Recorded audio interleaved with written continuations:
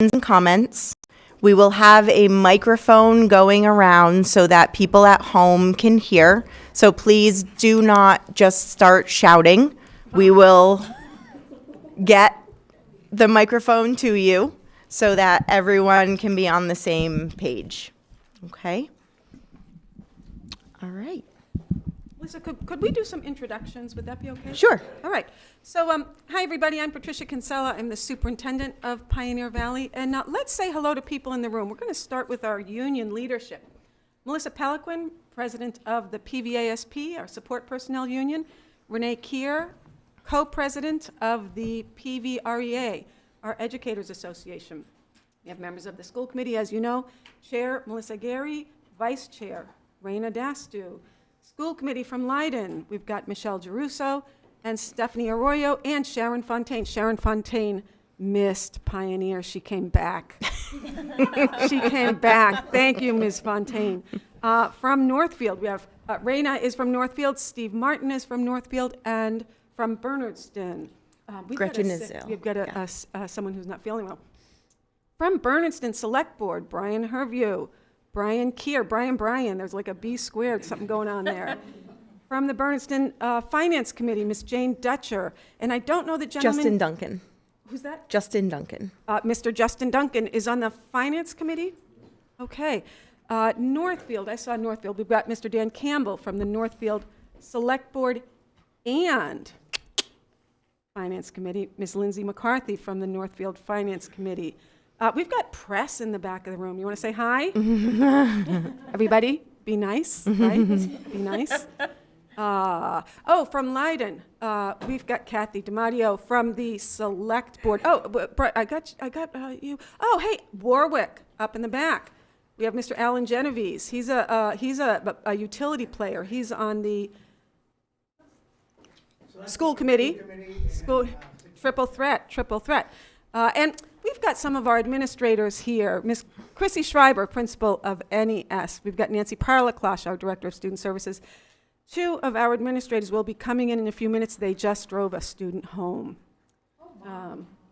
Right? All around players, all around good people. Have I gotten everybody in this audience? Oh, and John. John is Taffy's other half, and he is a good man out here supporting Miss Bassett Fox on her first budget presentation, people. So Taffy's been working her heart out. She's been working effectively. And let's thank Otis and Tyler, BNC TV. These gentlemen spend more nights out than the rest of us combined. Yeah. So I think like chocolates, roses, everything is. Miss Ann Harding is here. She is a note-taker extraordinaire for the school committee. She's also an author. Do people know that? Miss Harding is writing a book connecting the brickwork in the architecture of downtown Turners Falls with knitting patterns and history. How do you like that? No. You're doing it. All right. With that long introduction, Mrs. Bassett Fox, I'm going to hand off to you. Great. Thank you. Welcome, everybody. I'd like to begin I'm Taffy Bassett Fox, Director of Finance and Operations. I'd like to thank you all for being here tonight. I want to thank the members of the school committee for your leadership and commitment. And I'd like to thank the budget subcommittee. I also like to thank Superintendent Patricia Kinsella for her steady guidance of me and support. I also want to acknowledge and thank my virtual mentor here, Cami Lamica. And to the members of the public, thank you so much for being here. Your presence does matter. Public participation is a critical part of process, and we value your time and engagement. It shows your commitment to our students and their education.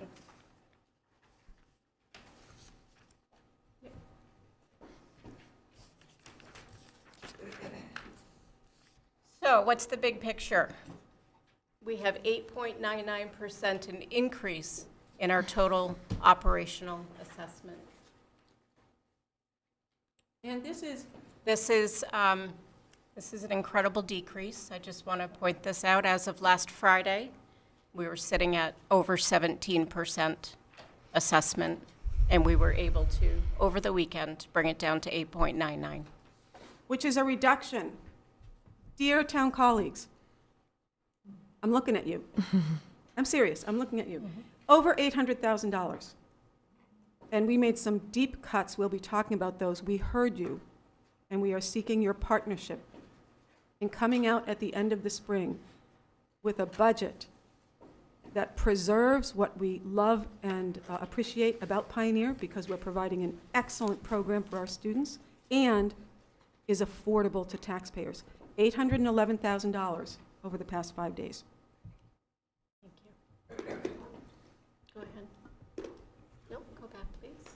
Thank you so much. One more. There you go. So this has changed as well.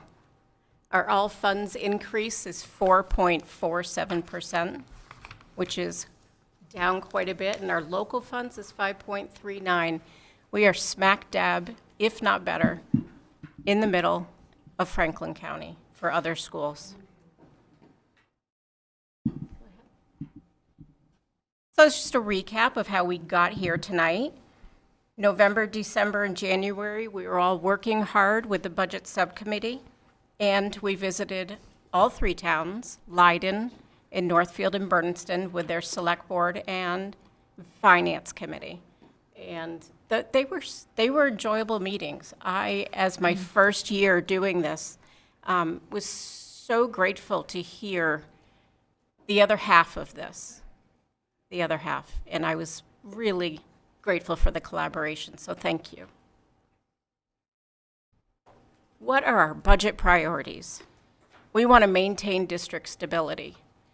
In these really tough financial times, as well as health insurance crisis, stability is most likely the most important thing we can offer our students and our staff. We're managing our health insurance costs by moving to the GIC. There was great instability with the HCGIT, Hampshire County Group Insurance Trust. We could not have our employees in a difficult situation with health insurance. So we have moved with great feet to the GIC, and we'll be starting that July 1. And investing in teaching and learning, our most important population, our students.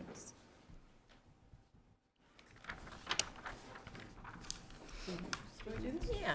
Okay, so let's start with student enrollment. And we start with student enrollment because children and youth are at the center of our mission, also because the state funding formula is built upon enrollment. We'll be talking about that. So what's the big picture? We pull back. The big picture is that the MSBA completed a study in November in which they project increased enrollment in Pioneer in our district over the next 10 years, beginning in our elementary buildings, moving up to the middle school, and finally moving up to the high school. There was a question at the Northfield meeting on Monday night about the accuracy of the MSBA's enrollment projection. As most of you today, I assume, received my email, we have sent a message to the MSBA asking them to provide us confirmation about any assessments that have been done on the long-term accuracy of their predictions. So that's number one. Pioneer's enrollment over the next 10 years is projected to increase. Here's the other piece of the big picture, and I am becoming more confident as a district leader about speaking clearly regarding state funding. The state is giving us the shaft. As a small and rural district with declining enrollment, we are not seeing the type of funding that we deserve, that our families deserve, that you town leaders deserve. The state's Chapter 70 formula, unintentionally, no one set about to do this, is overbuilt, is over-reliant on enrollment. The city school that has got 25 kids in a classroom with one teacher, there's one principal, yada, yada, yada, is getting a per pupil allotment from the state that far exceeds what a mid-sized school might have with 19 kids. Still got one teacher, but they're getting far less. When we have 14 kids in a class, we are getting way less. This has been studied to death. Hey, for folks listening at home, where's the camera, Tyler? Where am I looking? Hi, camera.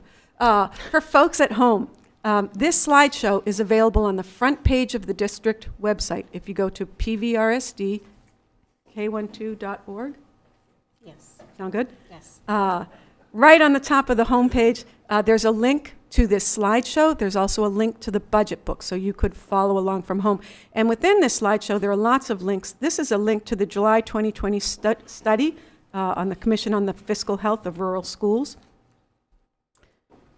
Almost 4 years ago, that commission said that rural schools were being underfunded by over $2,100 per student. If we had received last year the full rural school aid funding that our district deserves, we'd have gotten $1.3 million. So the governor came out with her budget a week or two ago, and rural aid is proposed to be funded at $20 million. That's great. It's not good enough. And we are going to keep talking with you, our school committee, our town partners, about how we can work together to make clear to Beacon Hill that it's about time that the Chapter 70 formula be broken open so that our schools get the funding that they deserve. Okay, I'm off my soapbox. Enrollment, grades 1 through 6. Actual and projected, and listen, we don't project kindergarten enrollment this early because our preschool kids are a mix of kids, 3, 4, and 5 years old, so we don't know just yet which kids are going up. But the big story here is stability. Our numbers are projected next year to be very similar, unless school committee opens up school choice seats. More on that. So we've got about 161 kids at BES, 84, 85 at NES, and our numbers are projected to stay the same based on our current enrollment. Same number of classrooms. That's a really important measure because it means we are neither adding nor reducing any elementary classroom teacher positions. It's a very different calculation at the elementary level regarding student enrollment and classroom teacher positions. The average class size, again, the story here is consistency over the 2-year period. These are enviable class sizes, right? There's a lot of us who used to be teachers in the room who taught classes that were substantially different from the numbers projected here. We've got some classes that are bigger and that are smaller, but over at BES, it's about 18 kids per class, and at NES, about 14 kids per class. Now, what's going on at Pioneer? The story here is that, as we've talked about so many times, we have these teeny tiny junior and senior classes, and we are loving those students to pieces. We want them to have fabulous high school experiences, and I'm going to take a minute to say hello to Mrs. Annie Scanlon-Amy. We introduced everyone else earlier, our Pioneer principal, and Sarah Burstein, our BES principal. There's going to be a shift up here at Pioneer because as those classes graduate, they're being replaced by larger classes. So right now, the story is that in grades 7 through 9, we've got the largest cohort we've had in 6 years. Now combine that with increased interest from school choice families, and increased retention of kids in grade 8 to 9, we are looking at some nice growth at Pioneer over the coming years. Thank you. All right, let's talk about revenues. Can you go to the next slide, please? Great. So this graph is going to show an overview of the revenues that we receive. As you can see, Chapter 70 is barely an increase, in my opinion. Transportation has gone down. Our tuition reimbursement has gone up a little bit. We've had to use less of our excess and deficiency. So we're seeing an overall increase of 5.39% in our revenue. Beautiful little pie chart here. It'll show you that the town assessments make up the greatest part of the pie for our revenue. And can you go back for a second? Yeah, sure. And I just want to point out, Chapter 70 makes up such a large portion as well. And as Patricia alluded to, it's so important that that Chapter 70 be refigured for the students. Does everybody know what E&D is? I'm going to take Do a that. quick. Do a quick. Quick, okay. Yep. So excess and deficiency, and pop in if, so At the end of each fiscal year, we either have an excess or we have a deficiency in our funds. This year, we did have an excess, and we are able to use $350,000 of that for revenue for this year, next year.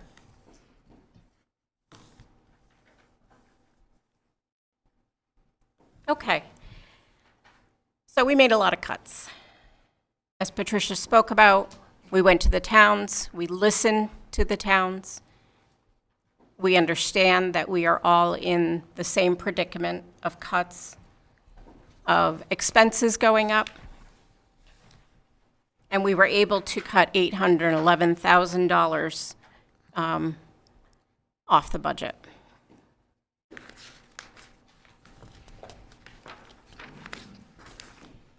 In addition, on the top of the budget, you will see what's called offsets. And that's funds that we use to supplement our local budget. We took a hard look at the budget this weekend, and I'm going to say made the tough decision to increase some of our offsets to take some of the burden off of the assessments. Yes. Okay. I'd like to be clear about what happened in the past 5 or 6 days. I think most people in this room know that our team, we are a group of honest brokers, and we do not play many games about any of this. There are districts where, someone will bring out a budget knowing that it's way too high, right? And it's kind of this fluffy entity. And they're expecting pushback, and so look, we don't do that. The budget we brought out in version 1.0, we thought was a reasonable budget, and it did not include all of what we thought was necessary to run an excellent program next year. I'll give you an example. We really need a new English language arts curriculum in the elementary buildings. The year before I arrived here, one was chosen, so it's been in use, it's in its 5th year. It's not great. It's really not the literacy curriculum that our little kids should have in front of them. It's not good enough for our teachers. We've got this new math program in place, and it's so positive for teachers and students. We need the same thing in English. We were really hoping to put in for a new ELA curriculum for next year. Do a nice, get ready, nice implementation. That really should happen, and we didn't even bring it forward. So when we say we cut $811,000, I want you all to know that was not because we brought you something that was padded. Mm-hmm. It really wasn't. And as we talk about some of the cuts, you will hear just how deeply, just the impact this is going to have. And we protected frontline staff. So our collective bargaining folks know that is not where we made cuts. Want to do this? You do. Yeah, I can do it. Yeah, you Jump do. in. Sure. Okay, so this shows where you're seeing increases in our budget. Let's see, health insurance. We all know that's large. And our collective bargaining salary increases, which we are contractually bound by. Transportation increases. And special education tuition has gone up considerably for next year. Yeah, if that red down on the bottom, right there, yeah, if health insurance were not so darn expensive and weren't increasing at the pace that we're increasing, hey, that's almost $300,000 in assessments that could be lowered, right? We're proud of our collective bargaining agreements. We needed to make a change. Our valued employees are no longer the lowest paid in Franklin County, and we've got great results we'll be talking about at the end of this presentation. So that's not a place where we would be seeking to make cuts. So if health insurance and special education, right? So health insurance and special education together, $400,000 in increases. Now this figure you see up top, $1.1 million and change, That's not the net increase to local funds, because we made reductions. So this graph takes a look at all the different increased costs and totals them up, but that's not the net. The net is just above 800,000 because we made all kinds of other cuts. Does that make sense? But we wanted to show you, if you look just at the increased costs, where are they and how much are they? Yes, Dr. Martin. Our draft budget totals. You will see that our local increase, which is what affects assessments, is 5.39%. And it is an increase, obviously, over last year's at 2.49%. And again, our draft increases, all funds, local funds, and assessments. Next slide. And you can go to the next one if you want. And Can we do this? Yeah, sure. These are the favorite slides of some of the Select Board and Finance Committee members in the room. I know that. That's why I brought them back. We believe it's important for folks at home who haven't seen this presentation to have some of this information. And, you know, we are more than happy to change anything on these slides if someone can bring us different numbers that are vetted by the state. So what is this? The state has a part of its apparatus called the Department of Revenue. Within that is the Division of Local Services. The Division of Local Services is the keeper of data related to municipalities and regional school districts. It is a rabbit hole of fascinating visualizations and data sets. All right.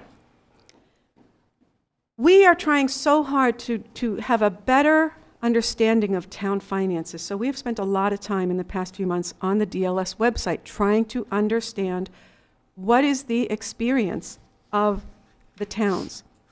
So this takes a look at 20, 21, 22, 23, 6 years of expenditures per capita in the towns, all right? I didn't look at all the categories. The purple, that lavender on the right in each one, that's the degree to which all per capita expenditures have increased in each of our towns over 6 years. So in Bernardston, for instance, over 6 years, all per capita expenditures have increased by 25%. Remarkably similar, Leiden 27%, Northfield 23%. That's just so interestingly consistent over 6 years. Now the blue, that 106%, that means that in Bernardston, over 6 years, the per capita spending on that category of costs called public works increased by 106%. Now, that could be because they bought a dump truck, right? So 1 year there was a big expense. Maybe another year it was lower, but over 6 years, per capita spending for public works in Bernardston went up 106%. In Leiden, public safety went up 52%, 78% in Northfield. Public education is that small, very small, little bar on the far right in orange. Education in this visualization is comprised of both Franklin Tech and Pioneer Valley Regional School District. The per capita expenditures for education in Bernardston over 6 years increased by only 5%. In Leiden by only 4%, and in Northfield by 9%. So when people say education spending in our towns is out of control, I am now asking town officials to please pause and suggest that a look at these numbers may be in order. It is not accurate to say to town residents that education spending is out of control. And there's links here, right? And again, I did, a lot of copying and pasting. If someone finds that I did something wrong, tell me, and I will issue a correction far and wide. So here's the only other data set that we'll share tonight. And some folks have seen that before. So what we just looked at here was actual expenditures per capita. This is different. This is taking a look at the pie that is town expenditures in Leiden and saying, how big of a slice of that pie is education? Well, in this measure, also, over 8 years, the slice of the pie in the town budgets that has been dedicated to education has been decreasing in every one of our towns. And in Leiden, it's decreased over 23% in 8 years. And again, this is both Franklin Tech and Pioneer combined. And I understand there are town officials who've said, frankly and openly, and that's fine, we don't think these are accurate numbers. Somebody has to come forward with evidence and say the numbers that the DLS has are wrong. We sent them the wrong numbers. They misinterpreted the numbers. Otherwise, this is what's up for public display. And we are asking the towns to help town residents understand education spending has not been out of control as a portion of the town budget. Okay, great. Thank you. Okay, assessments. Go to the next one. Can I do this one? Yes. Are we all set? Yes, Okay, great. Okay, so assessments are made up of two parts. Minimum local contribution. Please understand, this is determined by the state. It is not determined by the district. The state determines what that contribution will be.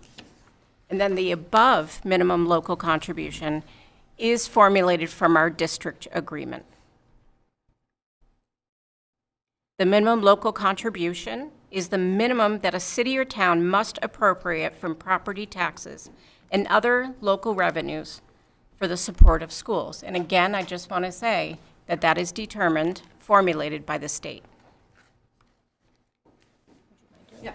So part of the state's algorithm includes a factor called the municipal revenue growth factor. So municipal revenue, right, what's coming into the towns, and the growth factor, how much is that growing? And they build that growth factor looking at the levy limit, the increase of 2.5% from the previous year, state aid, and prior year local receipts. That's money that a town is bringing in, and I think it's fair to say all three of our towns lament the generally low level of revenue and local receipts coming in. So last year, Bernardston just knocked it out of the park on the municipal revenue growth factor. You were number 15 in the state, I think. Last year, I don't know why, the state said they calculated the MRGF out of 351 municipalities. This year, it's 352. I don't think we got a new town, but whatever. This year, it's 352. So Bernardston, you are still leading the pack when it comes to our three towns. But you did drop. You're at 62 out of the all the municipalities in the state. That's still really impressive for one of our member towns to be doing that well in generating additional revenue. If I know I feel a little jealous as a Northfield resident. I really wish we could finally figure out a way to get more money coming in, but hats off to Bernardston. Northfield is at 231 out of the 352, and Leiden 256. Out of the 352. So the state uses that. This is the factor itself that they use in the algorithm to make determinations about how much money each of our towns can put into public education. Thank you. So what makes up an operating assessment? So we have the minimum local contribution. We have the above minimum local contribution, and that makes up the operating assessment. The total operating assessment is made up of the operating assessment and then transportation. This is the overall assessment that includes capital. And the capital assessments are in the budget book. You can see them in detail. So the FY27 proposed capital and operating assessment is $10,119,498.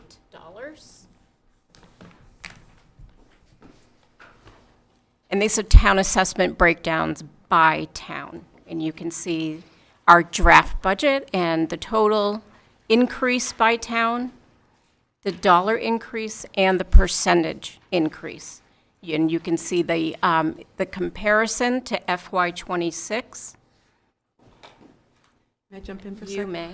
Mrs. Dutcher, You had a friend who recalculated the assessments for you last year. If your friend wants to recalculate, you know, we like having people check our work, right?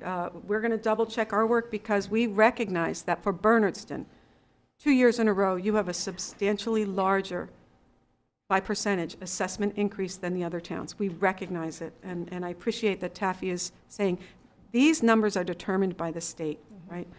Part of it is our district agreement also, but Bernardston, we see it.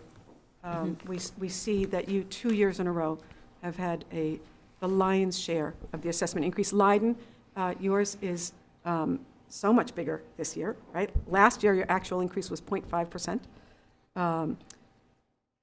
Northfield, yeah, this is the year when it's still a big increase, but, and I say we, I live in Northfield. So we're not rushing through these numbers. We see the numbers and we see the import. Just a note, when we plug the numbers in for the assessments, I saw Bernardston's number pop up, and I groaned.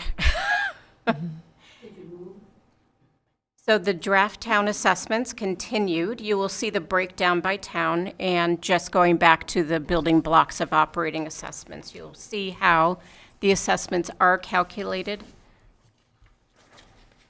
and compared to the FY26 actual. Yes, ma'am. All righty. So I was not one of those kids who played school at home. Like, you know, you get people who say, like, I knew I wanted to be a teacher since I was like, yeah, I didn't do that. I'm kind of surprised I ended up in education. I'm so glad. What a rich journey I have been able to have in education. I have a lot of siblings. I have 8 siblings. I'm the 7th of 9. I'm the only one who went into public service. Financial investments aren't really a huge part of my personal life, like, you know, but so return on investment, I think about it. I think my siblings think about it a ton. Here's where I do think about it. Our taxpayers, all of us as taxpayers, we deserve a really good return on our public dollars that go into education. We should have wonderful public schools for the money we spend, right? There aren't a gazillion people, not a gazillion people in our towns in any event, but we don't have towns with loads of rich people floating around. I mean, maybe there's rich people hidden and I don't know about them, but, you know, that's not who we are in our rural environment. Taxes really matter, and it matters that our schools deliver to the students and their families, and we believe Pioneer is delivering. I think the story here is that Pioneer is once again a success. When I first came here, people would talk about the golden age of Pioneer. You know, it was the gem of the upper Connecticut River Valley. Everyone wanted to be here, flush with cash, waiting line, you know, outside the door, kids trying to get in.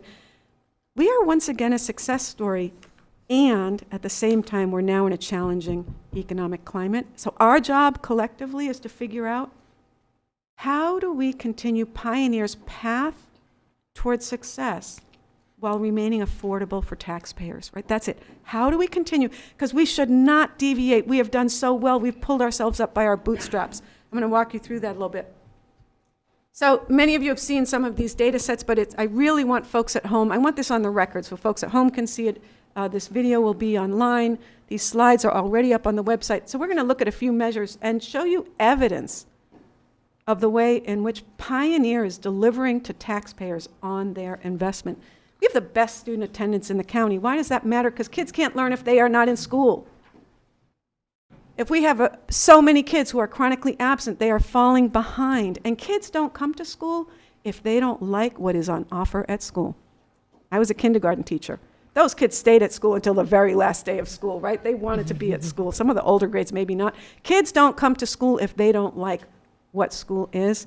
We've got the best student attendance in the county by multiple measures. We are green. Everybody else is that dark blue. The state is gray. We have the lowest number of average number of days of student absent of any of the local pre-K through 12 districts by far.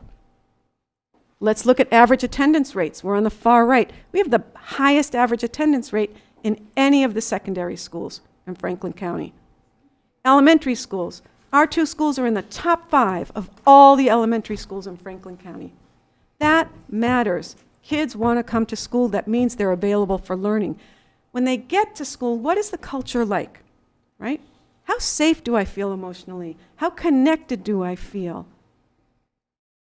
We have the best vocal survey results in Franklin County.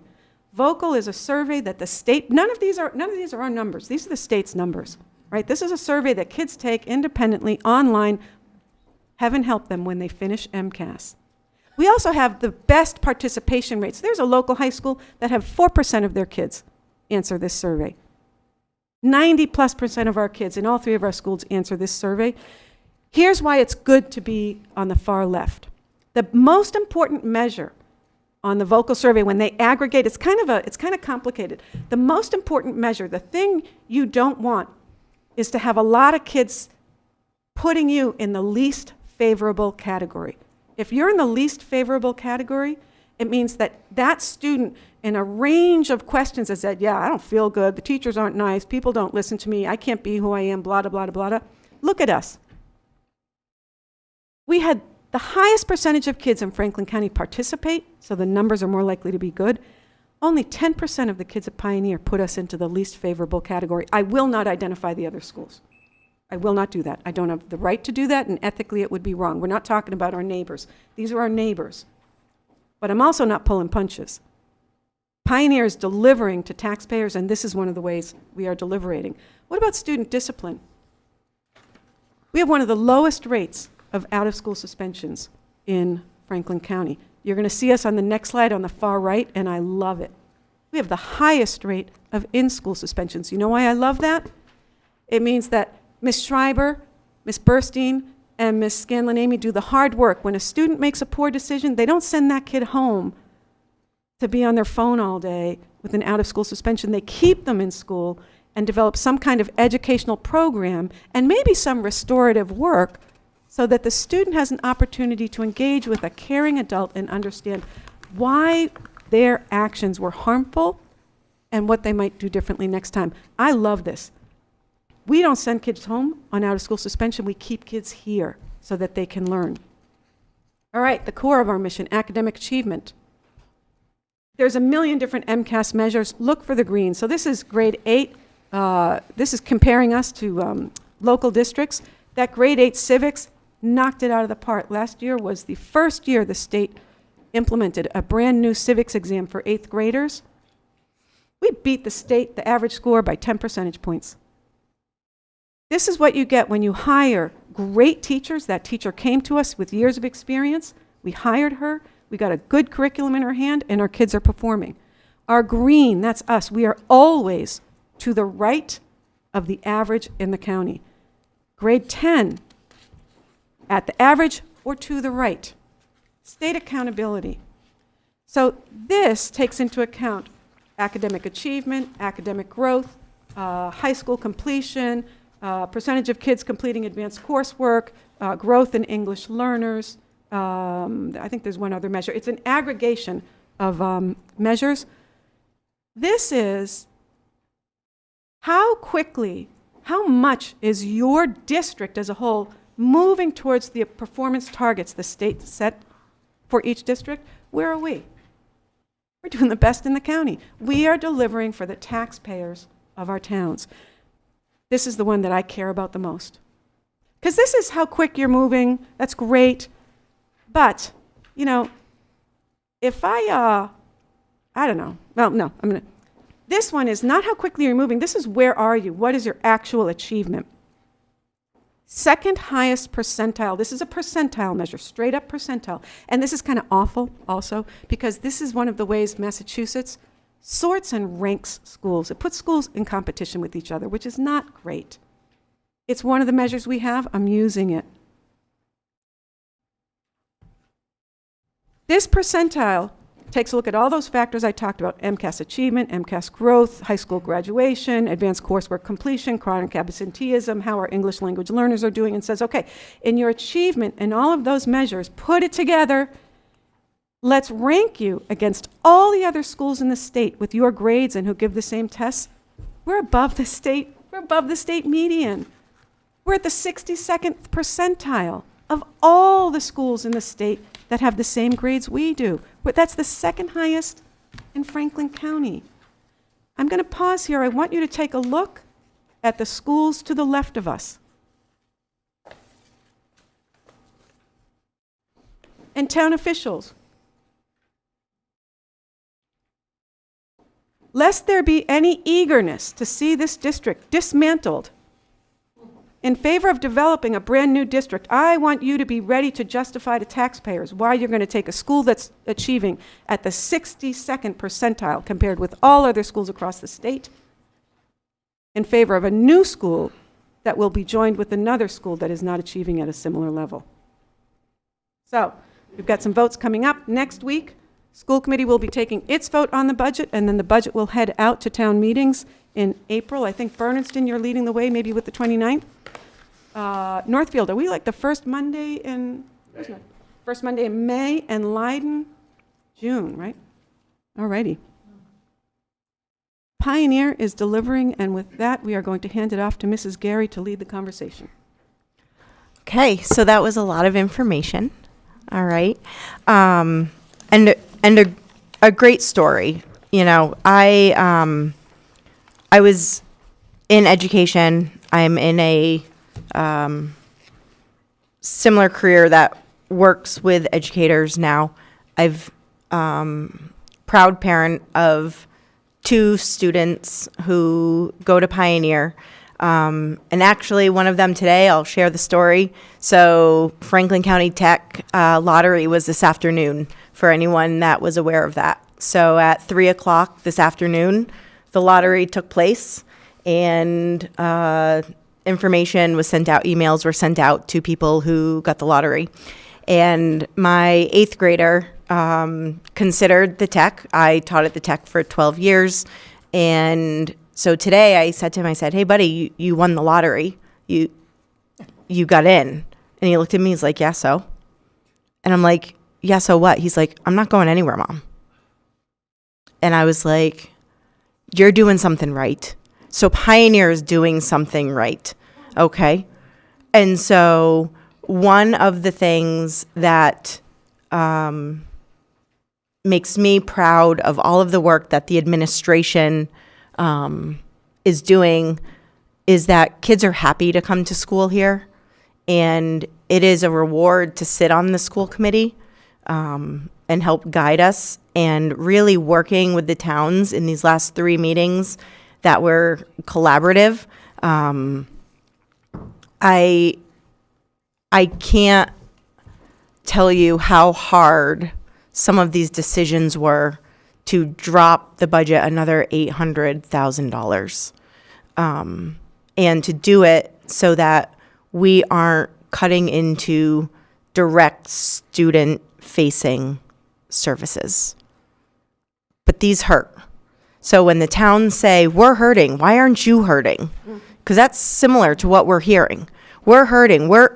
We can't make these jumps, right? We're hurting. Why aren't you hurting? Well, we are, right? There's stuff in this budget that is hurting. And so I want that to be out there. So with that, if there's any comments from the school committee, I welcome that. And if not, then I will open it up to questions, comments. Again, there's a microphone, so I will run around with a little microphone so that people at home can hear. But is there anything from school committee that you would like to say? Steve? Okay. Hold on. You want to pass it? Thank you. Thanks very much. Thank you so much for this presentation. And I've been in this room with my own children, and 3 of them who went to Pioneer and graduated, and it's a real gift to be back here as one of the stewards for continuing the Pioneer tradition, and the improvements that have been made in recent years have been remarkable. It would not be a budget season if I didn't bring up a sports analogy. I will bring up a sports analogy. It'll be referent to New England. I've heard from friends in Boston now that somehow within the last 2 weeks there are entire billboards with the Patriots being in the Super Bowl. I think we need to remember, as this is pertinent, I promise. Patriots had a very losing season last year. And this year was a complete reverse. If you look closely at the team paid a lot of money and found some really good people. And it could have not made that choice. And we would be looking at another 4-win season or less this season. The team had to make a choice, and it chose to invest. And there are consequences to not investing. You end up with another losing season and no billboards and no Super Bowl. And I think Pioneer is at the place where we have to really consider what our investment must continue to be to maintain a really winning team. And this team is not made up of multi-million-dollar players and coaches. It's made up of our kids in our towns who do not have the benefit of voting. Kids are not able to vote. And if they were able to vote, they would vote for Pioneer delivering unanimously. So thank you very much. Just want to make a point of clarification of some of our difficult cuts. One of our budget priorities is to invest in teaching and learning to support enhanced educational vision. Ironically, during these budget cuts, we needed to eliminate the position of our Director of Teaching and Learning. It was a very difficult, painful decision to make. Yes, for our administrative staff, but my goodness, for our children. I just want to point that out. Thank you. Okay.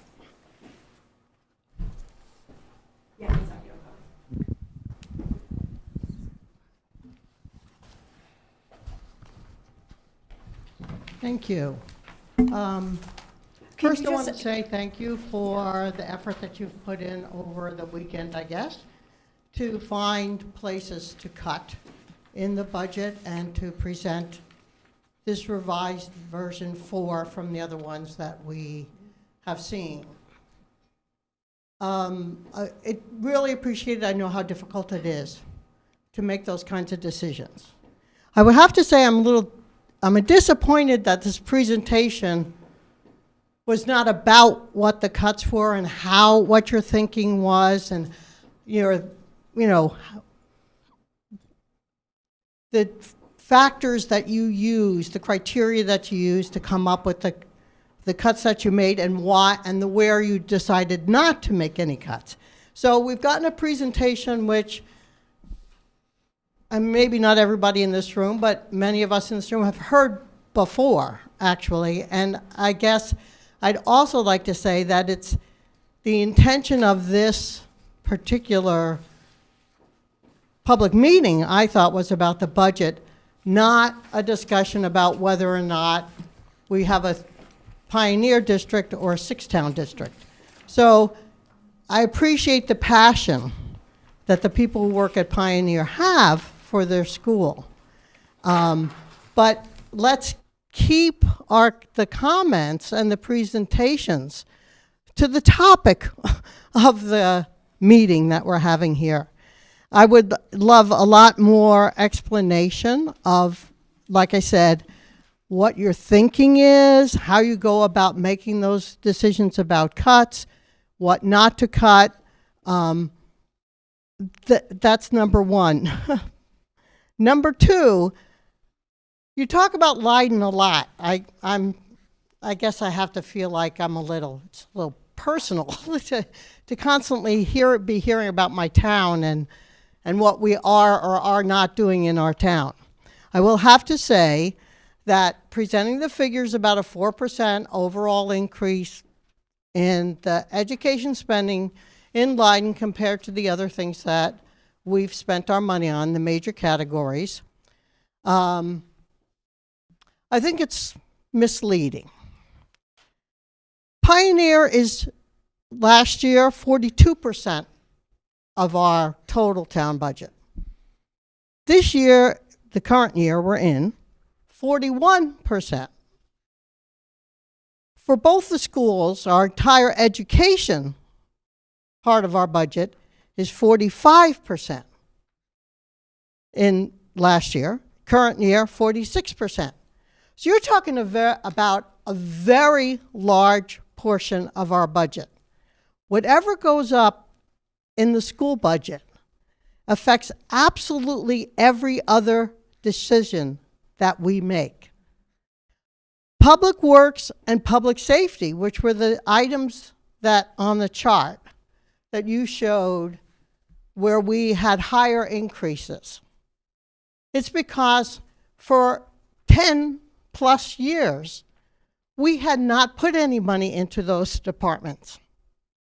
So we began to strategically talk about how we can bring some of the other areas in our town back up. And we had to use money like you do, other revenues that we might have, which are minimal, to say the most about it. We don't have any commercial enterprises, in town. So anyway, so I think it's misleading to say, oh, well, it's only 4%. But in actuality, in actual dollars and actual percentages, it's 42%, and with Franklin Tech, it's 46%. And for both of them this year, I'm sure we'll be closer to like 47, 48, or maybe even 50% of our total budget. So, another comment. In the email, Patricia, that you sent, you referred to Leiden's personnel policy as an example of salary increases and how you calculate do market analysis. My question was, and I'm glad that our personnel policy manual had a good example for you to use, but does the school committee have a manual of policies on how to make decisions about market? Does the superintendent, are there policies, you used our policy as an example, are there other policies that the school has that are equal to the kind of policies that we have in our town around making decisions about personnel and compensation levels? Now, I know you have a union, so you have, you're working on negotiations for most of those things, but that's one of my, it struck me when I read the email that, oh, are there any other policies that direct the school committee on how to make decisions or how to consider the budget that gets presented by the administration? Thank you.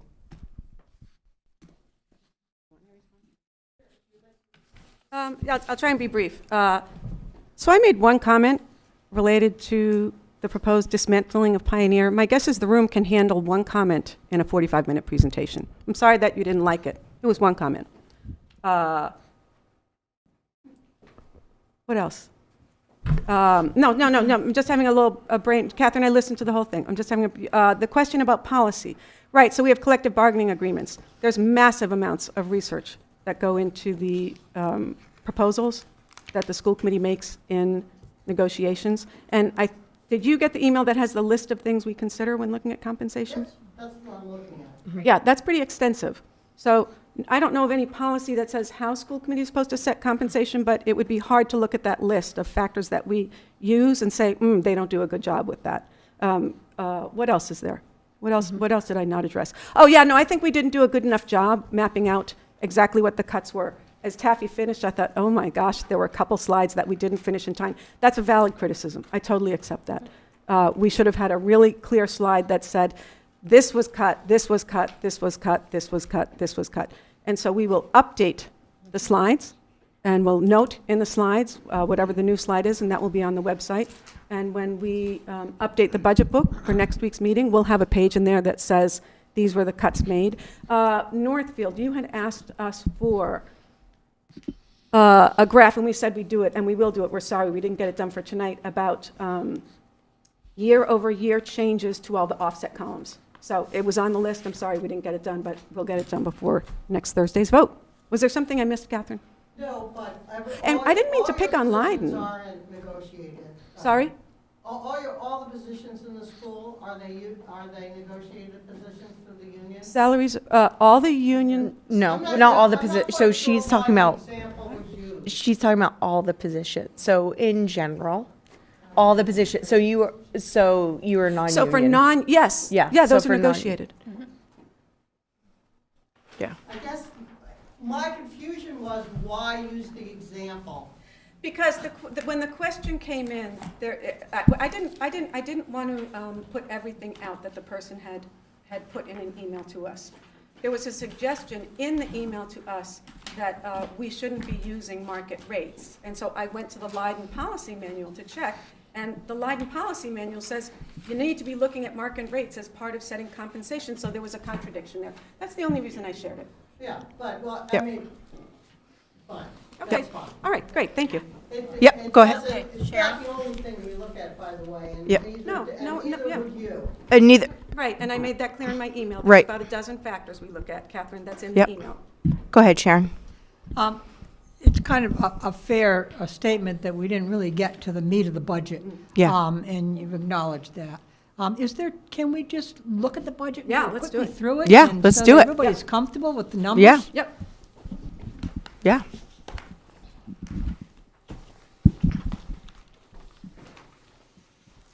So I did notice throughout the presentation that people were flipping through the budget and looking at the different line items. So we can go through this by section, or if there are people that have specific questions that want to highlight a line item or question, we could do that, because I'm sure that there we go. Yes. Okay. Hold on, Brian.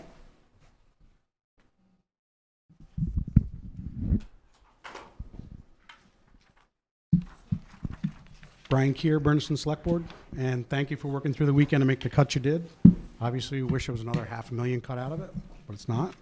My question is about transportation, where you're projecting the revenue on that from the state to be down almost 9%. In the governor's first cut, Page, could you I'm help? going by your workbook, page Oh. 4. Workbook, page 4. Okay, thank you. Yep. The transportation line. In the governor's budget that came out a week or two ago, she proposed an increase. Obviously, it has to go through legislation. So I'm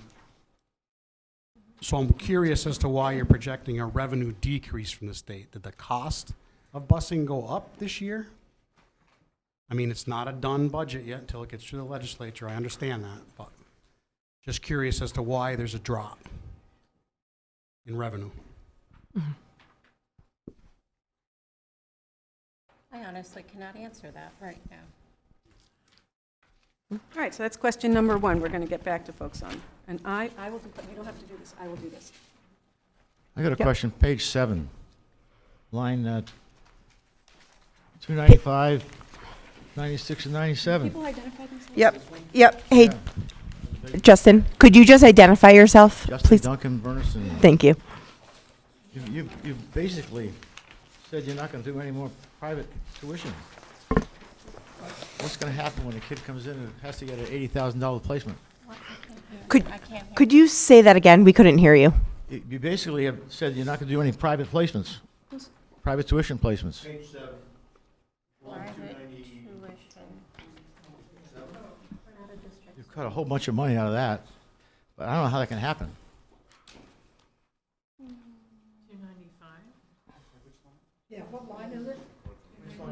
295, 96, and 97. So those are our out-of-district placement students. Those are special education students who need to be educated outside of our environment so that their needs may be met. Yeah, and that could also be, so I'm seeing on page 7, line 295, I'm seeing an increase of over 300% in special needs tuition to local districts. It may be the case that we anticipate that there will be a student leaving a private school placement and heading to a public school placement. It's a much more cost-effective tuition for us when we can find a local district that runs the type of special education classroom that someone needs. A Chapter 766 school is always really expensive, and typically transportation to a local district for one of these placements is usually a lot less than transportation to one of the 766 schools, because those are normally further away. But we will double check on that.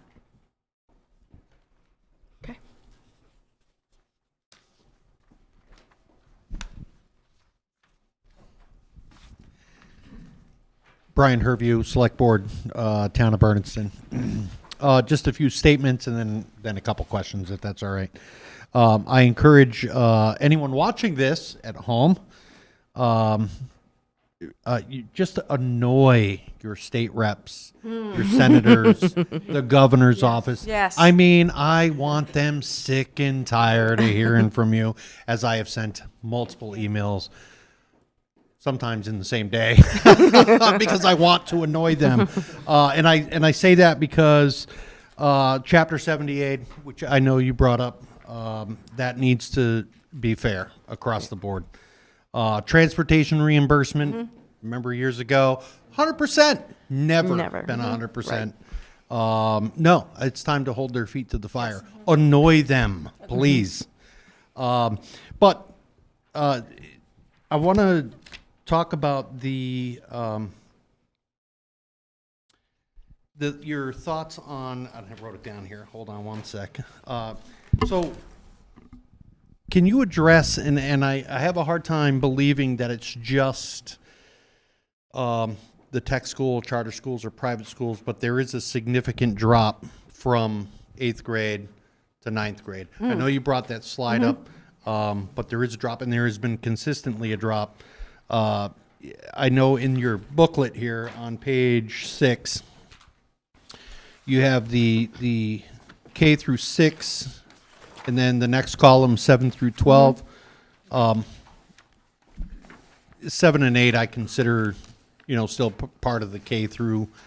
That's how I view it. I know that's not how it's actually viewed.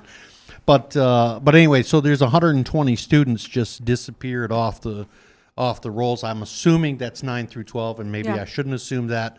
But have we gotten to a conclusion? I know we talked about it in the past, and I'm wondering if there was ever a conclusion as to why. And I have a hard time believing, like I said, that it's just tech school, charter, or private. Where are they going, and why are they going? It is pretty much just tech school, charter, private, a few local schools. So great question. So we break out the, what page is that, Brian, in the budget book? Page 6. Yeah, so that's broken out that way because the district agreement requires that assessments be calculated for schools in the budget in different ways, and we need the Pioneer numbers broken out because the capital assessment for Pioneer is different because we own the building versus the cap. So we need to break the enrollments out that way. So we keep a really sharp eye on our 8th graders and what's happening. My first year here, mid-year, I started hearing talk of, we're going to lose a lot of kids. It was a tsunami. I was blown away. I had no idea of what was happening. We lost almost 2/3 of our 8th graders last. I was befuddled. Like I'm getting an understanding of what's happening in the school and the district. Okay, so that was 4 years ago. We retained 36% of our kids. The next year we went up to 45%. We stayed at 45%. Last year we retained 58% of our kids. I hope we're in the mid-60s this time around. That's my hope. Right, we're going to find out because we'll find out. We're going to find out what happens. The majority of the kids who leave go to tech. We typically have, but not every year. We typically have kids who are the children of NMH faculty who stay here, and then when they can go to NMH with their advantageous tuition situation, they will leave and go to NMH. We'll have a kid or two who might go to Deerfield. Some kids leave for charters, but actually very few. And we have had kids come back from charters recently, which is great for us because it costs us a lot of money when kids go to charters, right? We're paying that tuition. So it's great when kids stay with us. So it really is, tech is the big one. And most of you have heard me say this. I'm a fan of Franklin Tech. I think Rick Martin's doing a bang-up job over there. We're not in competition with them. They're a different school. Right? We're not trying to be Tech North. Someone said that in the strategic planning process. Who was that? Yeah, it was great. Oh, Joshua Friend, good friend. Like, we're not trying to be Tech North. But that's what it is. It really is tech, a few private schools, charters, but not that much. Mrs. Scanlon, Amy, am I missing anything where kids go? We do have some students who do school choice. That Yes, go yeah. to Yeah. Neighboring districts. Districts. And we have neighboring districts that choice their kids into Pioneer. Yes, yep, yeah. But, and choicing out for 9th grade is not a big factor in the overall loss of kids.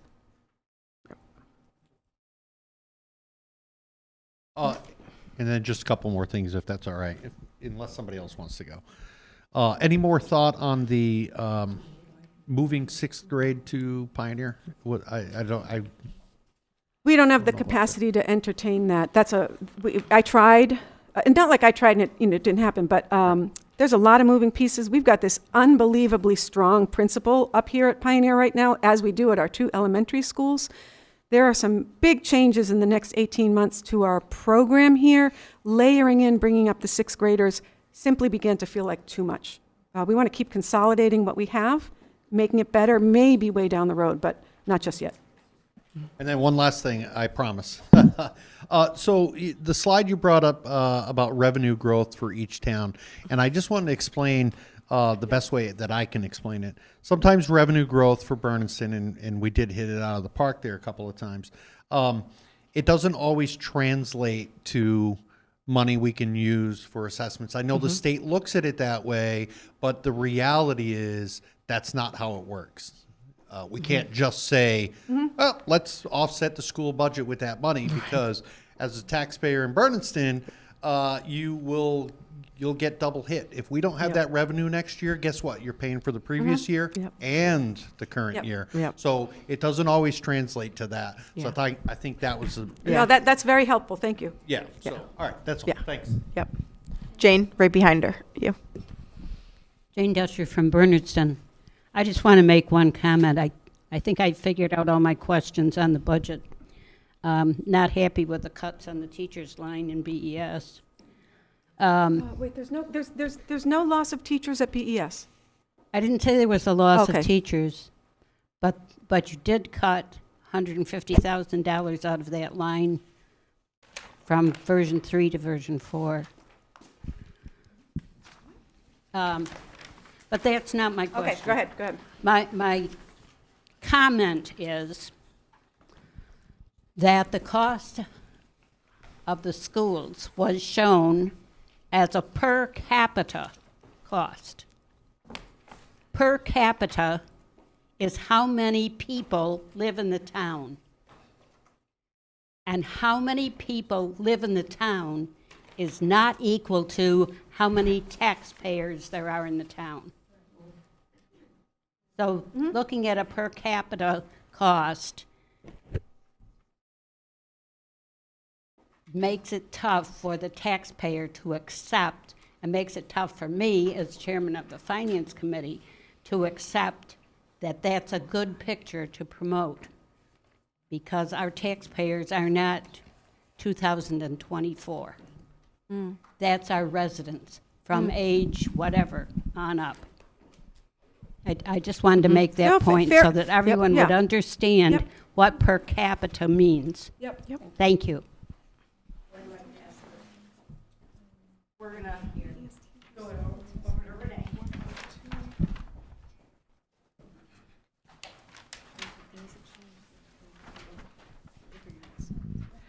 Thank you, Jane, for that segue, because I had a similar question. So line 88, line 130, Wait, Renee, sorry. 88? yeah, Say it again? page 3. Yep. Line 30 at the bottom of that page, same page.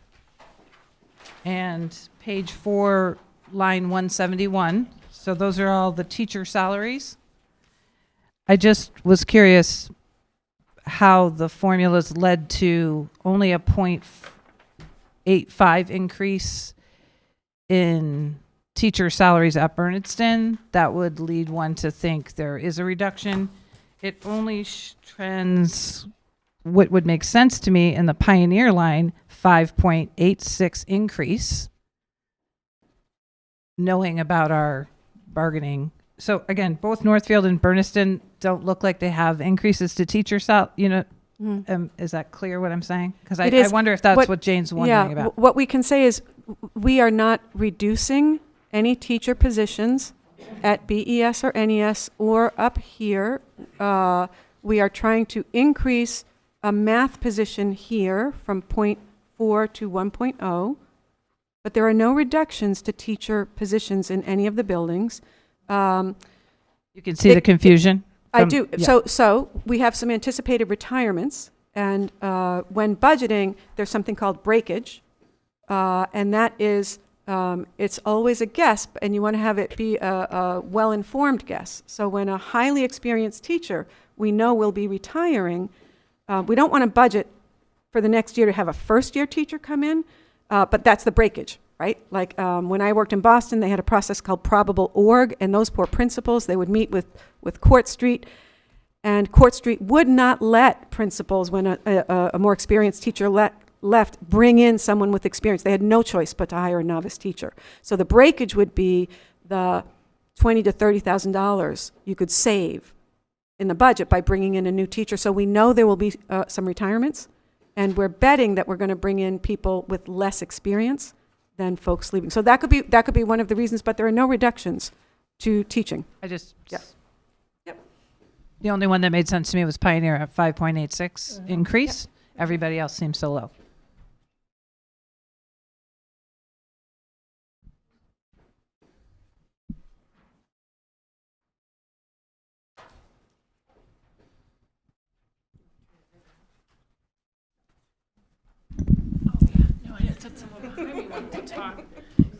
We wouldn't be good charades partners.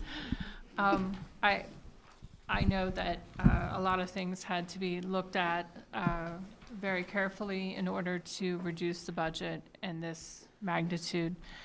But I do want to say how grateful we are to our Director of Teacher and Learning and the excellent, not only resume, but what we got when we started working together was just really, really amazing professionalism and passion.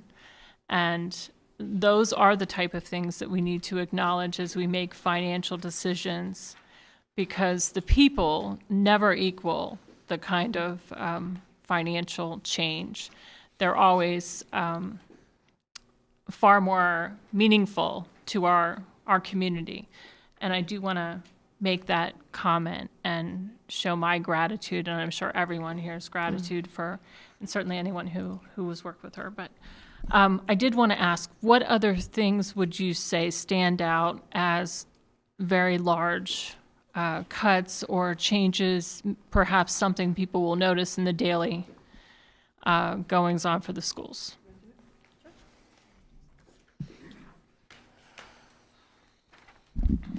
We had, in version 1, we had items that were added to the budget that we decided we were going to take away, such as wanting to reinstate the librarian, reinstate the building subs. We also were able to rework a lot of the health insurance costs, and those have come down, thankfully. And we also have a lot of offsets that went up. Can we talk about that more? I'd like to talk about that more. Sure. What that means. So for folks who aren't super familiar with budgets, on that big budget, there's the colorful columns to the left. And then on the right, there are those columns that are sparsely populated with numbers. Those are called offsets. Those are other funding sources that are used to offset the cost to the local taxpayer of the overall budget. So for instance, we talked about the federal entitlement grants. We did get the asterisk in there on the entitlement grants. We did put that in. That's federal money that comes through the state for special ed. So that's an offset. So if special ed is going to cost $500,000 and we get $100,000 in a special ed grant, the offset, the local cost might be $400,000. There's been a lot of conversation with school committee and during the budget development process about the need for this district to make sure that our revolving accounts remain healthy. Those are accounts where money comes in and money goes out. Frequently they're not on the general funds ledger. School choice is one. Money comes in and it's quite unrestricted. We get to spend it in all sorts of ways. Food services has money coming in and going out. It's not a good idea to spend more money in a year than comes in. And we've been doing that with certain accounts, and it's bad. It's a bad practice to engage in long term. Now, there's always the odd emergency, right? And we've got the state continuing to watch over us, and we like it. We've got Mrs. Lamica, who's listening tonight, who's now our treasurer, working with Taffy. We are trying to be responsible fiscal stewards and keep those account lines healthy, which means being more moderate in the amount that we will take from them to use to pay for the yearly budget. We, over the past 5 days, have placed more pressure on some of those offset lines and revolving accounts. We have done so in moderation. We've done so in a way we think is responsible, but I would rather not have done that. So it was both the cuts, and Ms. Arroyo, I am so grateful that you talked in the way you did about our Director of Teaching and Learning. She's done a fine job here. Education is our core mission. It's ridiculous that that's one of the cuts we're making, and we want to get a budget passed. And I don't know how else we can show the towns. We are tight, like if we tighten our belts much more, we're not going to offer a good program. And that therein begins a vicious cycle where parents don't want to send their kids to us. And no one in this room wants that, right? So we've placed more pressure on some of the revolving accounts and the offset columns than we did in prior iterations of the budget. Cammie has been watching it. We're bringing it to our fiscal overseer. That's one of the ways we made up the $800,000 in reductions. Thank you for explaining that, and I'm going to pass this to you in just a moment. Absolutely.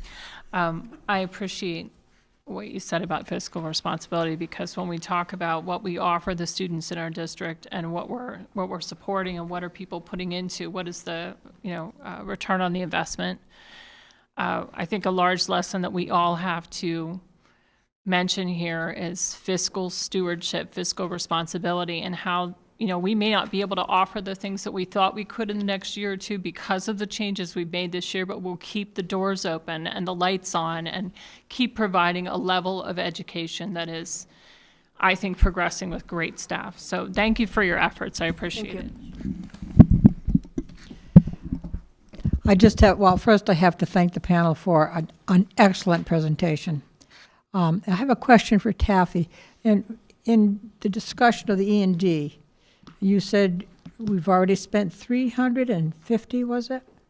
We haven't, no, we're allocated. We're projecting. And what will that, can you explain a little bit about what that went for, or what it's earmarked to go for? Actually, can I? You want me to do it? Nope, can I turn to Cammie? Oh, yeah. Cammie's good at this. Cammie, may I ask you to weigh in on E&D? Absolutely. Thank you. So E&D is not necessarily going to pay for one item. It's going to be one of the items for revenue that's a funding source. When we looked at how much was certified by the Department of Revenue and tried to have some balance remaining, we felt as though around the $350,000 number was a good number to try to reduce assessments to the towns and not cut anything further and leave a little bit in the account.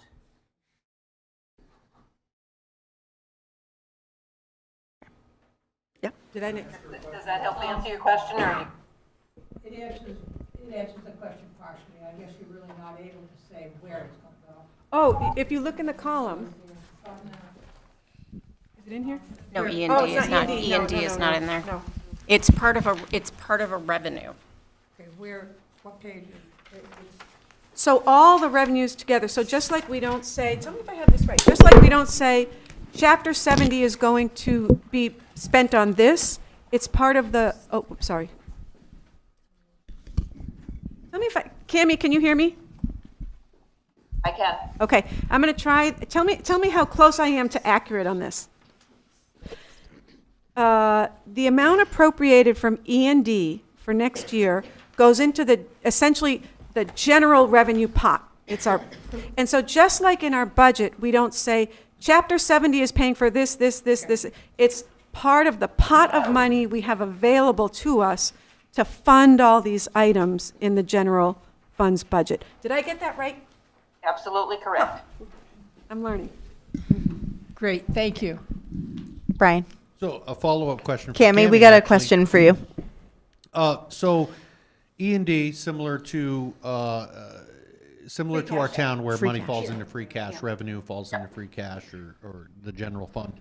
Do you run the risk of then double hitting the towns next year because you used something that is a recurring cost yearly, that the school costs money yearly, and you used money that you're not sure you'll have next year. You hope you do, but then you double hit us because you don't have the money.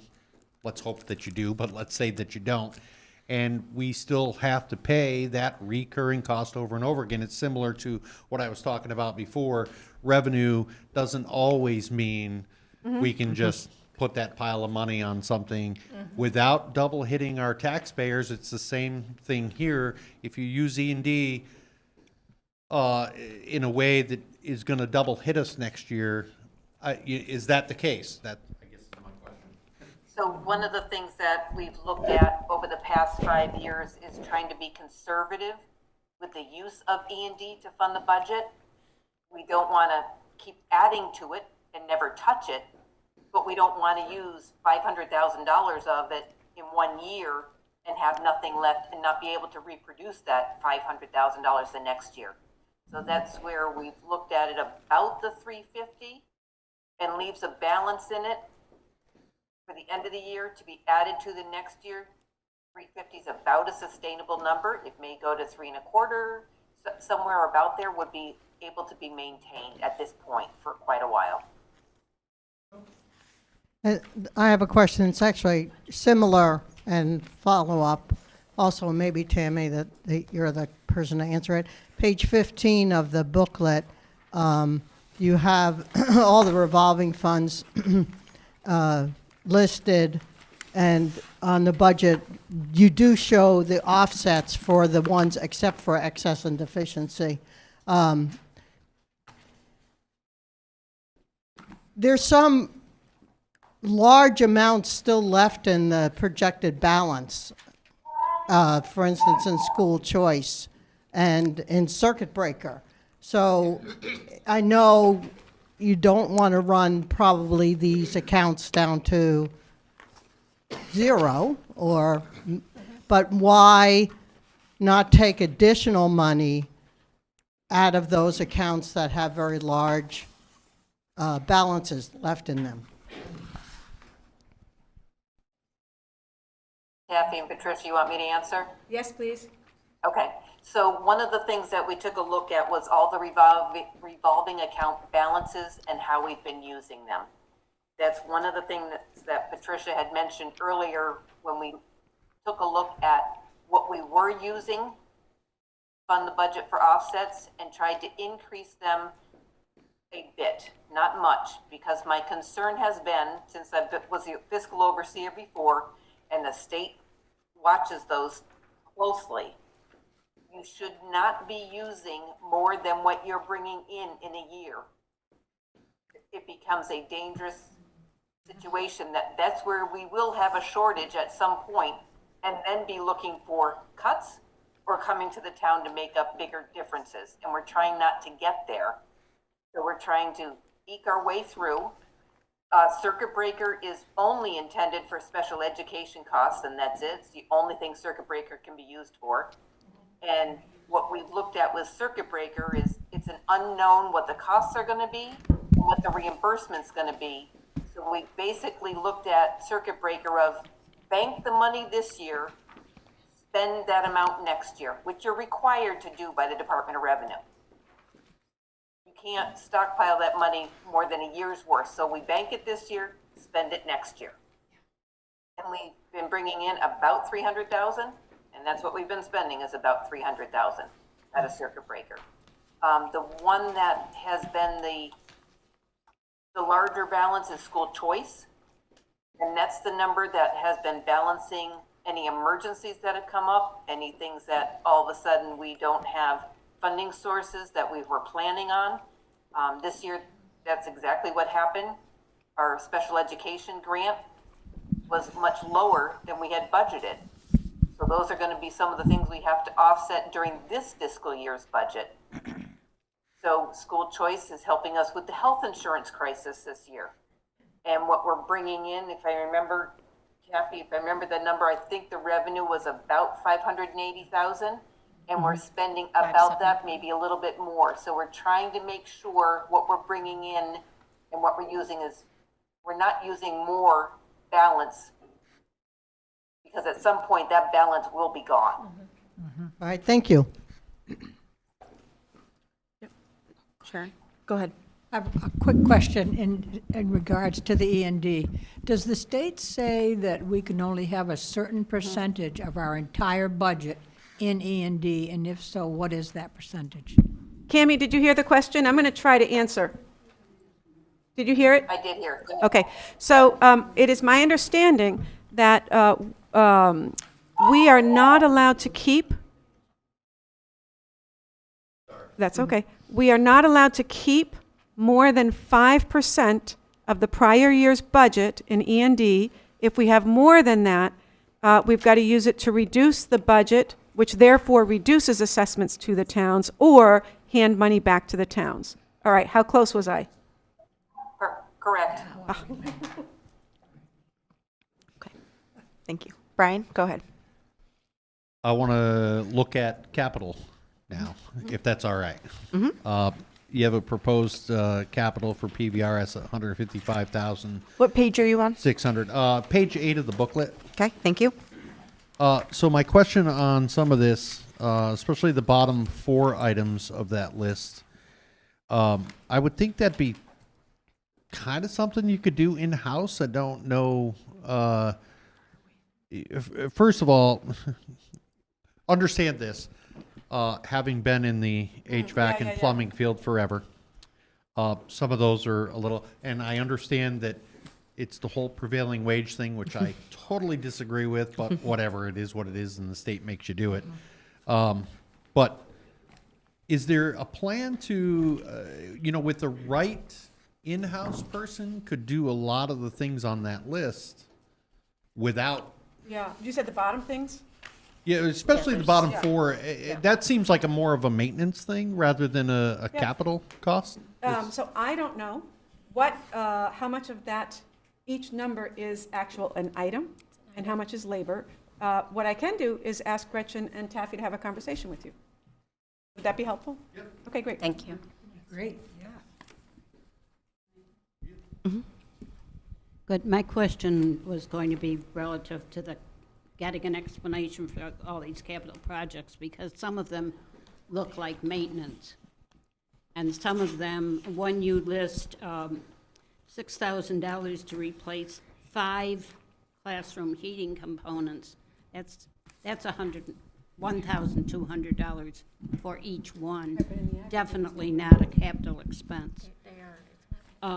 What's the life of some of these things? Does that raise them to the level of capital? Or should they be in maintenance? Or the grease trap, for instance? Right.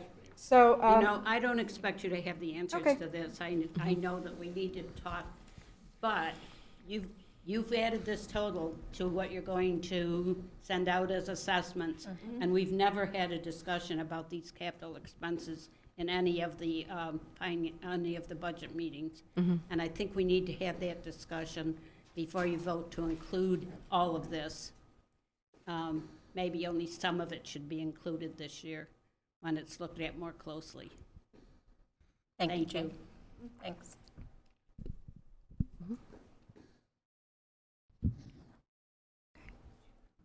Yeah, Jane, right next to you. For the record, Madison Schofield, Greenfield Recorder. Just want to clarify, you mentioned the Director of Teaching and Learning position was being eliminated or cut. I do still see 40,000 in the budget. Can you clarify? Yes, absolutely. So without the Director of Teaching and Learning, there are still tasks, projects that need to be done, and the 40,000 represents stipends that will be given to people who can complete those tasks. Thank you. You're welcome. Stephen, go ahead.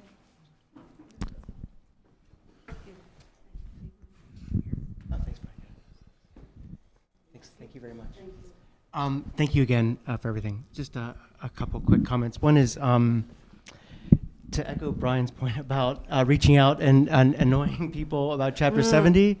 Having borne witness to the crisis from healthcare costs this past summer, please also annoy the state about costs of healthcare, because as we saw in the presentation, they're eroding the spending value of the town dollar for some of the most important things that the towns do. And the town has no direct benefit. Certainly people have health care from that, but the healthcare is not, this is not a sustainable situation, and it's really causing incredible difficulties, including with our current budget. So thank you for that. And last, the other part is this, you asked a really important question. What are the principles in play, in use, to make cuts? Which I think is actually such an important question. And my sense is we heard a little bit of the answer here today, which was, I heard from different folks and from different situations and different constituencies. Let's be cautious of, are we cutting teachers? Like that was a question from multiple places, right? It seems as though that we intentionally did not do that. And that is, I think that is rarely where it strikes me, just having been in several of these meetings, we're on this razor's edge. Mm-hmm. Yes. And I think we're, you put one more straw on the camel's back, and it is going to tip into stuff that really affects education and our staff. And so I'm grateful to pointing to these kinds of questions, like what was that principle? The principle was not to tip into that loss of incredible frontline teaching. And so I'm grateful for that being a principle that was in place. Thank you. Thank you, Steve. If I may, to add to that, everybody in this room knows that we faced the mid-summer news about the health insurance increase, and this district acted so quickly and made cuts. Those personnel cuts were distributed among administration, our teachers union, and the support personnel union. And it was a deliberate decision not to cut our frontline staff. The camel's back that will be bearing more weight next year is that of administrators. I need to be really clear. I know people feel like there's not enough staff in the class. The big position cut was an administrator, and we have gotten through this year without an early childhood coordinator. And we cut a business office position. Someone got a stipend, but the strain is felt among the administrative team, and when I called each of the administrators to tell them about this really terrible cut to a colleague, people on their own said, we will make this work. We will figure out with each other how to make it happen. But our administrators, who already work incredibly long hours, will be picking up more. And that's not sustainable in the long term. For those of you who have loved ones who are school district administrators or school administrators, it won't be sustainable in the long term for us to operate like this. We'll do it this year because we have to, but it's not a good long-term plan if Pioneer is to continue on its path to excellence. Yep. Raina? Yeah. I'll grab it.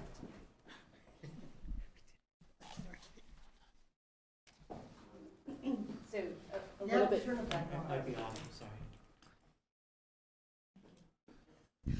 So to dovetail a little bit on Steve's comments, I did notice there were decreases in professional development monies, and which affects teachers and their growth, professional growth, and what they can offer students in the classrooms. I am concerned about the eliminating the director of teacher and learning. That is one of our goals, is to invest in teaching and learning, and that feels like a backward step, but I understand the need to do that to manage the costs. So that is a tipping point as well, where we don't have someone whose eagle eye is on curriculum development and maintaining a robust curriculum. And we'll make do, but yeah, I agree, it's not a long-term solution. I'd like you to comment a little bit on what it means to not have that librarian position, just so that the public knows what that cut means. Mrs. Scanlon, Amy, would you Would you answer this one? We'll get you a microphone. I'm sorry, but could you get the context that the librarian was cut? Yes, so the librarian Thank was you. cut, so thank you, Steve. So this summer, when we got the notice of the increase, we made immediate cuts because we were not willing to entertain the notion of a mid-year bloodbath. So we had a fantastic, highly credentialed and experienced secondary librarian she'd worked in the New York City library system. She'd been a school librarian. She'd completed her first year at Pioneer. She did such a great job revitalizing the library. And a couple weeks before school opened, we needed to call her and say, "You are fantastic, and we're cutting your position." And we had really, really hoped in an organization that is about learning, and in an age where AI has gone rampant, we need credentialed people who can help our young students be more media literate. I'm going to let Annie go ahead and talk about the implications. Yeah, so I think, I hope I'm. It's for the home. It doesn't. Okay. Oh, great. So it gets felt in two ways. One, it gets felt because our librarian taught, which in many schools, librarians do not have a kind of teacher role, but that is part of the role at Pioneer. And so the librarian taught a middle school class and a high school class. And at the middle school, it was media literacy. And at the high school, it was a literary magazine. So students got to really think of themselves and be authors, like where they were producing a piece of, published work. And so that was one of the losses. And then the other loss is the stewardship of the space. And we have had amazing teachers who have stepped in and taken on the role of being in the library as their duty and of being in that space so that the library is open. It's not that it's not available to students and students can check out books and have access to books, but they cannot do the job of a librarian. And so it is a loss with, revitalizing the space, with making sure that the collection is really curated and up to date. A good librarian, and we had a really great librarian, really does two things. One is they listen to what students want to read, what they're interested in, and gets those books in the hands of kids. And they open doors for kids where they say like, hey, I know you think you're only interested in this one type of thing, but I actually think because I'm really listening to you because you're hanging out with me every morning, which we had students who did that you would like this. So that's the loss of that. And I know that it's not on the table for next year, but it is something that I will continue to advocate for in years to come for Pioneer, because I think good schools deserve, it's not about our kids deserve a librarian. Yes. Yeah.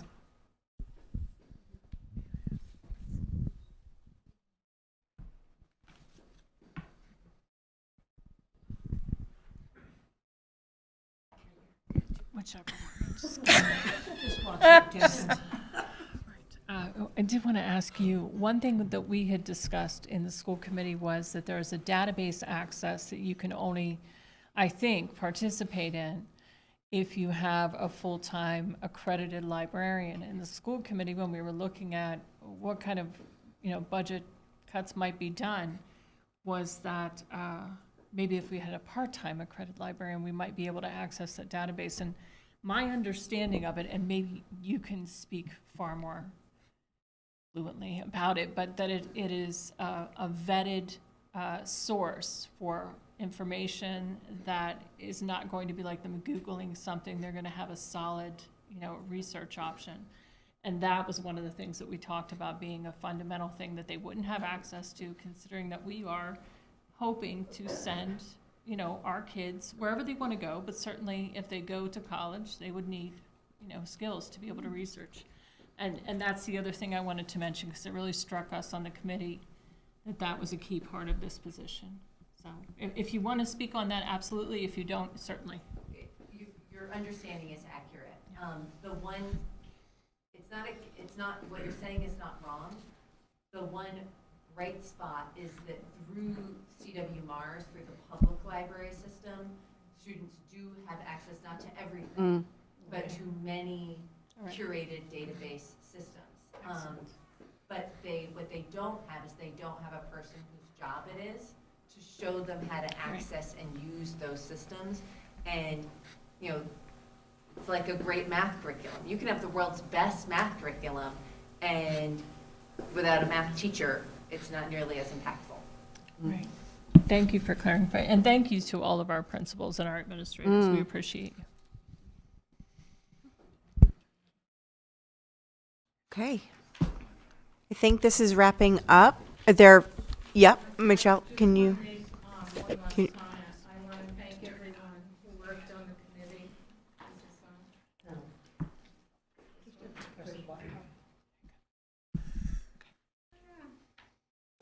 This one's on.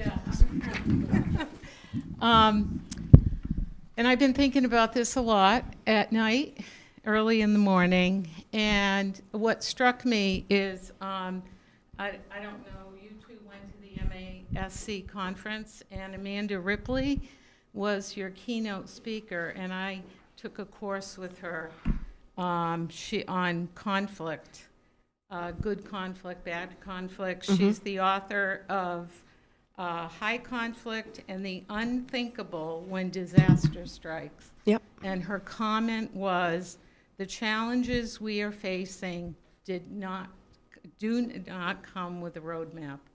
Right. We know there's going to be more challenges. When we work collaboratively and when we listen to each other, we support one another and remain grounded in what is best for the children. We can accomplish what we need to do. We need to ask questions, take an interested personal approach, and try to understand each other.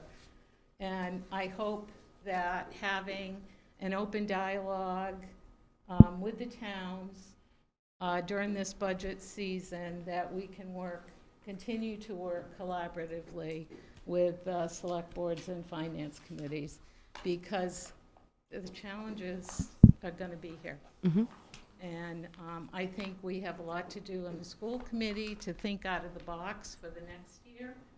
We should start working on the 28 budget after the summer, close to the September or October, and really start looking at what we can do for the future for the children and the school. Thank you, Michelle. Okay. Great. Okay, so I will accept a motion to adjourn. Thank you. All right, and a second? Seconded. Okay, and perfect, and unanimous. Okay, thank you, everyone. Thank you for coming out tonight. Did it. How about Taffy Bassett Fox? For budget hearing.